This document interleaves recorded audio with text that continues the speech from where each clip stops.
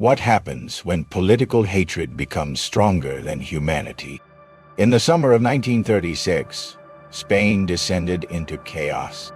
The Spanish Civil War had erupted, and with it came a wave of violence so brutal that neighbors turned on neighbors.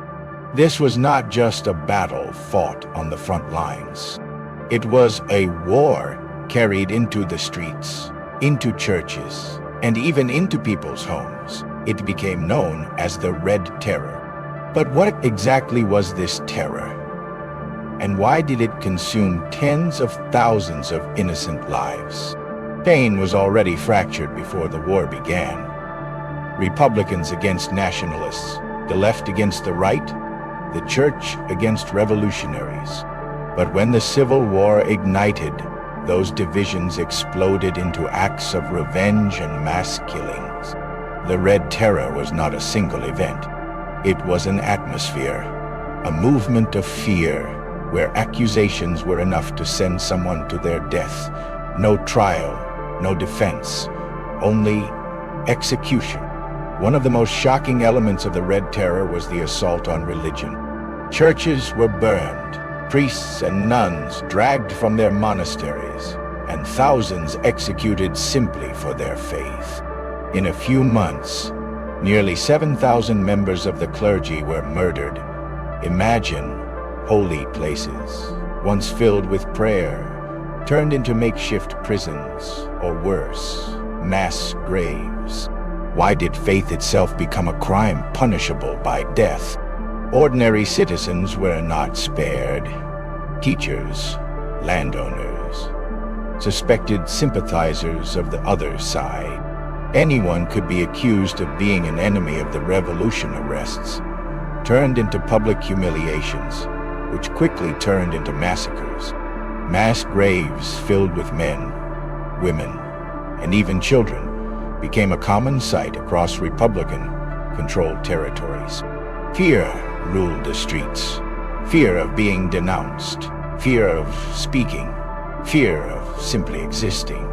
The death toll of the Red Terror is still debated, but historians estimate that between 38,000 to 70,000 people were killed in just a few years. And remember, this was not the battlefield.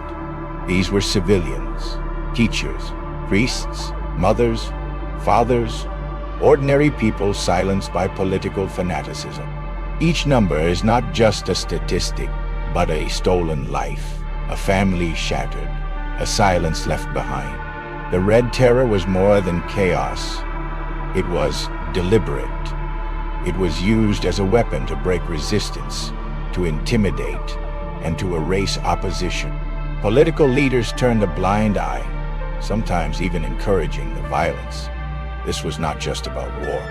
It was about reshaping society through fear and blood. But the question is, can a society ever be rebuilt on the graves of its own people? And yet, the violence did not stop with the Red Terror. The nationalists, in their turn, carried out their own massacres, known as the White Terror.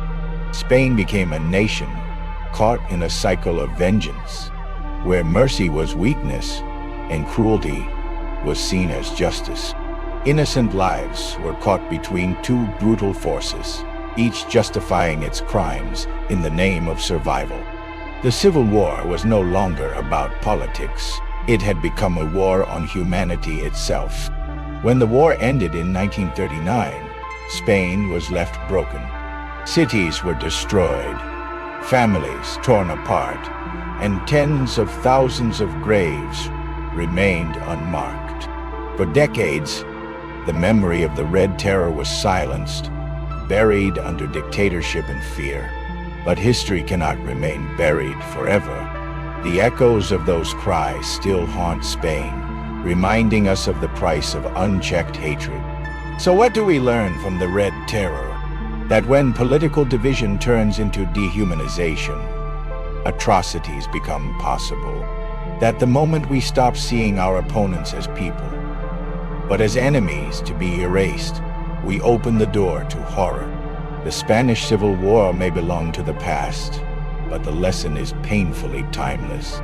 The Red Terror was more than a tragedy. It was a warning that democracy, faith, and freedom are fragile, that human life can be destroyed in the blink of an eye when hatred is allowed to rule. As we remember the victims, we must also ask ourselves, could it happen again? And the answer lies not in history, but in us, because the true terror is forgetting.